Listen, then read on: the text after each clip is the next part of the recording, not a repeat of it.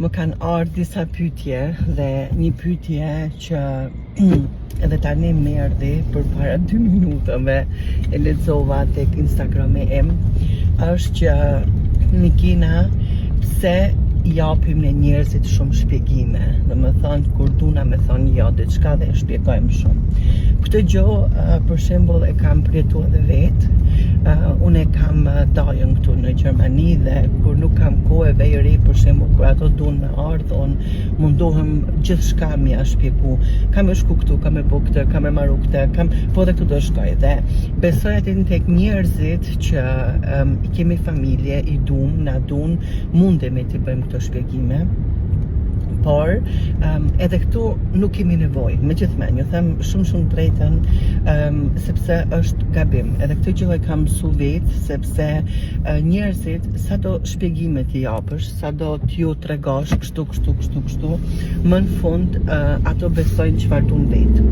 Dhe një njeri që do me besu keq apo mendu keq për ty, ka me mendu egal apo çfarë do lloj shpjegimesh që ti t'ja japësh, do me thonë prap se prap është për tjetrin egal, do me thonë, nuk e ka problem. Mësohuni me thonë jo, pa ju ardhë keq, më fani se du të me posa herë semaforin, se normal nuk jam mësu, kam po edhe njerëz që bëjmë kështu video në për makinë, kur japim makinës, por nuk më ka pëlqyer kur, normal se duhet duhet tek makina, do me thënë tek rruga, mu fokusu.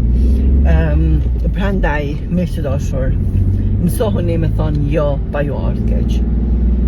Jo, sepse një jo për ty është një jo për tjetrin është një po për ty.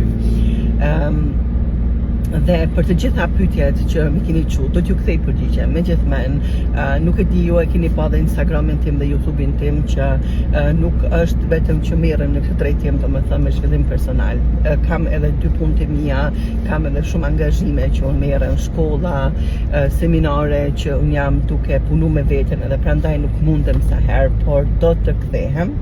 Ndoshta do bëj ndonjëherë edhe kështu video në makinë, por kuptohet që nuk shoh telefon, por kam e pa vetëm drejt, vetëm kur jam te semafori kam e pa te telefoni, dhe ju lutem, mësohuni me thonë jo.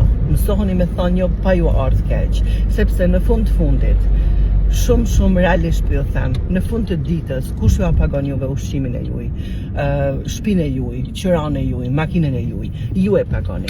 Dhe ndonjëherë marrim megjithëse kohë për njerëz që ato nuk e vlerësojnë dhe më në fundit çfarë do lloj shpjegimi që t'i japësh, ju tregova, unë këtë kam përjetuar edhe vetë që kanë me thonë jo nuk don, jo kështu, jo ashtu, prandaj ju lutem stop.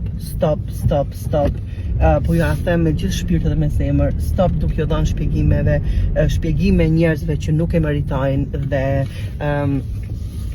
shijoni jetën e juaj, kënaqeni jetën e juaj dhe bëni atë që është më mira për ju, sepse në fundit është jeta juaj.